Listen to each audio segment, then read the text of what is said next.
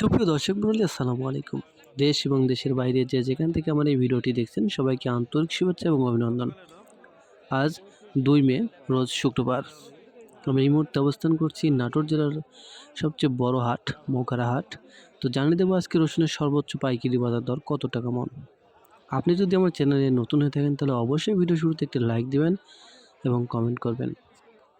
তো দর্শক বন্ধুরা, আজকে যেটি সবচেয়ে বড় রসুন সেটি বিক্রি হচ্ছে ৩৬০০ থেকে ৩৮০০ টাকা মন, এবং যেটা মাঝারি সেটি বিক্রি হচ্ছে ৩২০০ থেকে ৩৪০০ টাকা মন, এবং যেটা নিম্নমানের কুচি যেটা আমরা ছোট বলে থাকি সেটি বিক্রি হচ্ছে ২৩০০ থেকে ২৬০০ টাকা মন, এবং যেটা ফাটা রসুন সেটি বিক্রি হচ্ছে ১৮০০ থেকে ২০০০ টাকা মন দরে।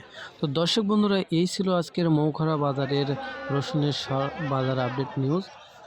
প্রতিদিনকার রসুনের বাজার আপডেট জানতে